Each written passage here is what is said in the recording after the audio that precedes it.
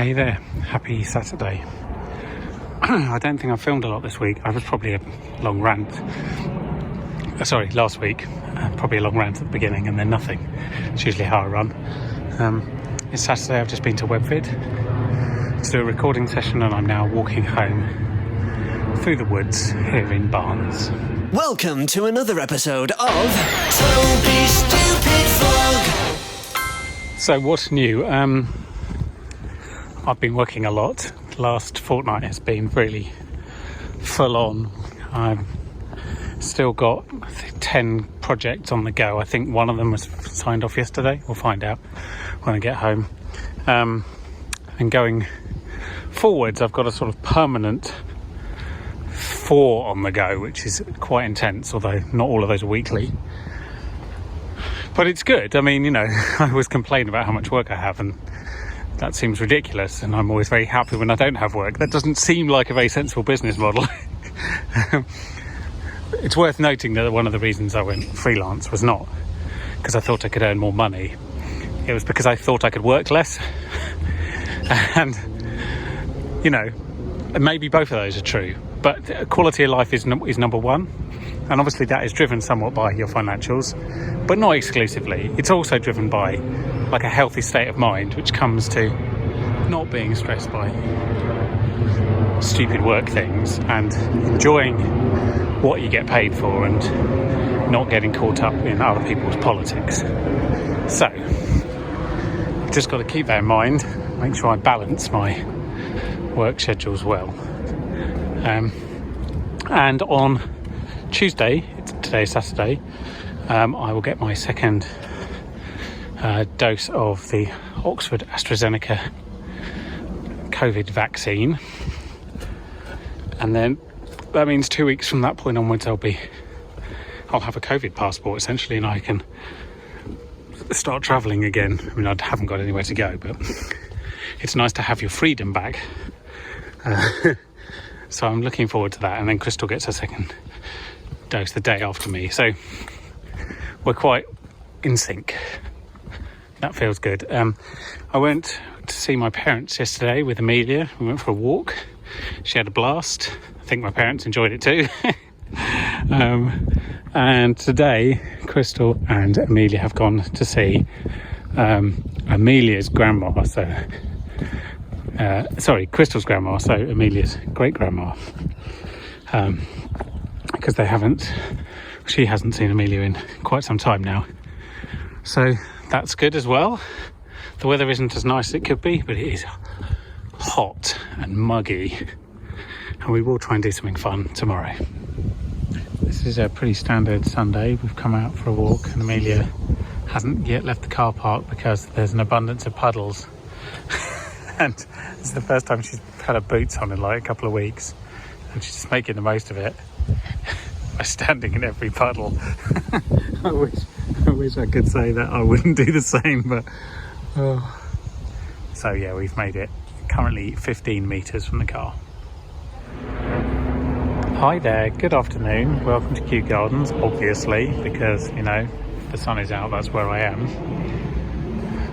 I've been reading board papers, trying to plan my week. It's a little less manic than previous weeks. I have a bit more control, and I've actually started using proper project management tools, so I feel slightly more in control of my own destiny. I wanted to talk about something that almost everyone can relate to, which sounds very weird, but it's versioning of documents. So, you write a document of something, you put, master plan version 1, and then it goes to version 2, 3, 4, and then ultimately you end up probably with something that's called something like master plan final. And then that's inevitably amended, and you end up with master plan final, use this one, etc. So you end up with really stupid names for files. This happens across every single sector, every single organisation, and it can be Word documents, or it can be audio files or videos, or anything that has multiple people working on it. So here's my tip. Don't ever use the word final, ever. Only ever use version numbers and just increment them. And then it's very clear which the current version is. It's the one with the highest version number. Also, keep them somewhere shared so everyone can see them. And as soon as a document is superseded, put it in a subfolder, like an archive folder, so that the only one that's obviously visible is the highest number. And then it's very simple when somebody has a question. You can say, which version are you working off? And they'll say 23, and you'll say, oh, there's a 24, you need to check version 24. This is really apparent in my world, where there's a lot of amends to files constantly, and if you dare call something final, you're cursing it forever. Never do it. Good morning, happy Tuesday. I am currently on my way to Brentford Fountain Leisure Centre, which is, truly a local landmark, to get my second jab. Now, if the first one was anything to go by, and for those that are interested, Oxford AstraZeneca is what I'm getting, then tomorrow and possibly half of at least of Thursday is going to be really miserable. However, I've had very mixed reports on people and how they've reacted to second doses of the AstraZeneca jab, so who knows, could go either way, but I'm certainly prepared for the idea that I'm going to feel crap. That said, in 2 weeks' time I will be fully vaccinated, in terms of my immune system will be up and running, and I'll be legally allowed to go to places outside of this country without having to quarantine. So really will make it all worthwhile. So small price to pay in the long term.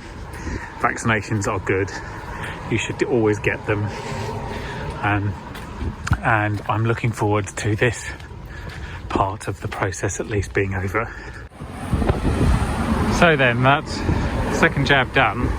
Can I just make this observation now, because it's been bugging me for a while, that we're about a year into compulsory mask wearing.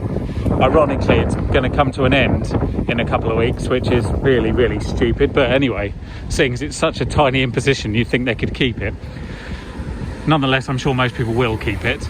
But anyway, what's amazing is we're a year into compulsory mask wearing, and there is still a significant minority of people who do not know how to wear a mask. Seeing as how easy it is, that's quite astonishing.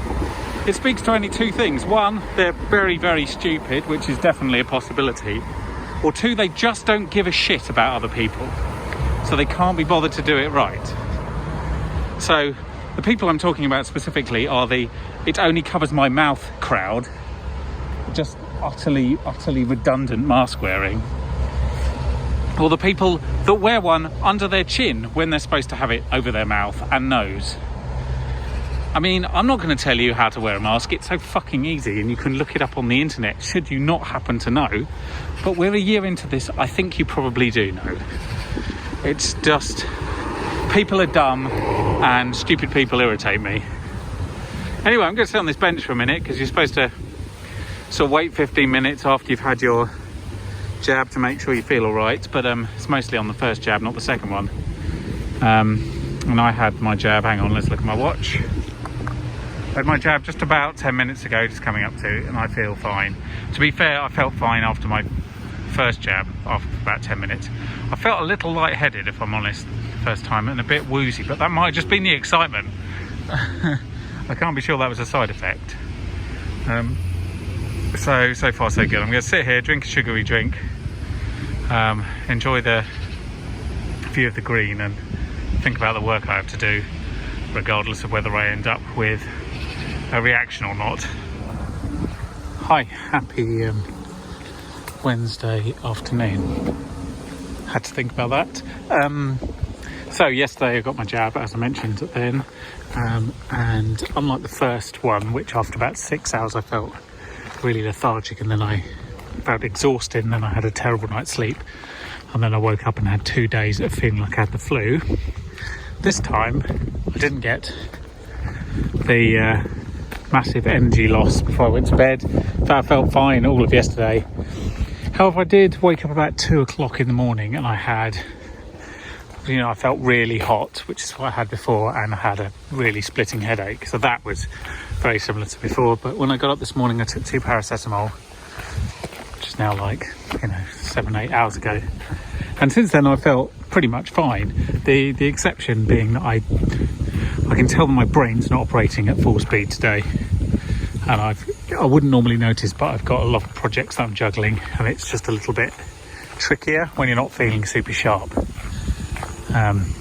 But all things considered, as I've said before, you know, side effects are really rather temporary. So I'm not that bothered really.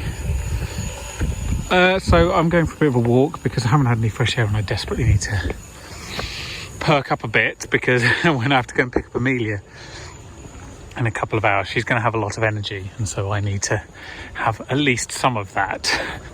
Crystal's just gone to Barnes to get her second jab. She's getting the Pfizer jab, so she won't have much in the way of effects except maybe some sore arm. So 14 days from now we're good to go. And seeing as I'm expecting the government to change the travel laws that are currently in place around amberless countries come the 15th of July, theoretically we'll be allowed to actually go on holiday abroad for the first time, because we'll have vaccine certificates and what have you. That'll cover most of Europe, certainly. Whether we will go on holiday is a completely different matter, and more to do with the next point I want to talk about, which is yesterday evening our flat went on the market for the first time. Any of you who have bought or sold property before know that it's a hugely stressful process. Again, it's a first world problem in the grand scheme of things, because if you can't afford to buy a house, then you probably think, what the hell are you whinging about? Which is fair. But it's like all these sort of processes, it is designed to be complicated so that as many people as possible can make a living from it. So estate agents, solicitors, etc, etc. So it's annoying. It needs to happen.